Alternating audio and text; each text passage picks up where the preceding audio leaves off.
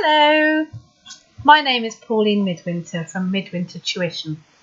Today I'm going to do a poetry reading of a poem that first appeared in 1885 in a beautiful book called A Child's Collection of Verses, or A Child's Garden of Verses. Anyway, it's Robert Louis Stevenson from A Railway Carriage. You may have heard much more venerable actors reading this before. I'm pretty sure it was used on an advert a few years ago.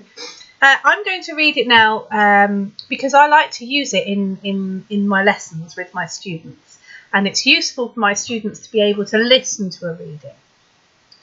When you're listening to a reading, the important thing is not to try and mimic.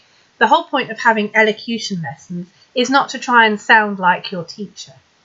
You want to be able to emphasise the words in the same pattern, and you want to be able to pronounce the words in the same way, but you're not trying to do an impression. You're trying to use your voice in an efficient manner so that it produces the sounds you want it to produce. So when you listen to me reading this poem, perhaps listen out for things like speed and where I lean on certain sounds and certain words. Listen out for how the endings of words sound, and also the rhythm of the poem. Let's make a start. From A Railway Carriage by Stevenson. Faster than fairies, faster than witches, bridges and houses, hedges and ditches, and charging along like troops in a battle, all through the meadows the horses and cattle. All of the sights of the hill and the plain fly as thick as driving rain, and ever again in the wink of an eye painted stations whistle by.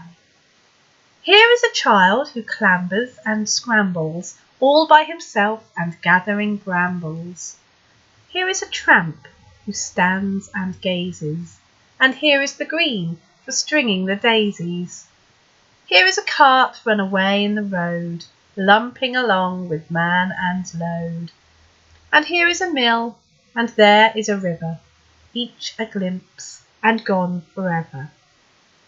Now, I attacked that with a lot of speed at the beginning, and it lost its clarity, so I slowed down a bit. So if I read those first two lines again: faster than fairies, faster than witches, bridges and houses, hedges and ditches. When you isolate certain words, you can hear how they should sound on their own. Houses, you hear those buzzing S sounds. Hedges and ditches, we need those voiced S's on the end there. But when it's full speed, it's ever so difficult to hear. Bridges and houses, hedges and ditches. It's very difficult. Remember with words like battle and cattle to keep your lips open and relaxed so we don't get battle, cattle, battle, cattle. And what other word did I... Oh, the clambers. Keep control of that tongue. Clambers. And scrambles, brambles. Keep control of that tongue. There's some fantastic blending sounds in this poem.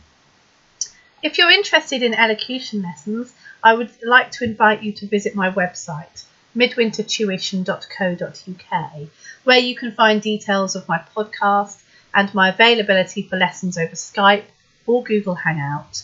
And also you might like to look at my other videos while you're there. I've recorded lots on individual sounds and intonation as well. But for now, I'm going to go and enjoy the spring sunshine, because today I am full of the joys of spring, and I look forward to seeing you all soon. Bye-bye.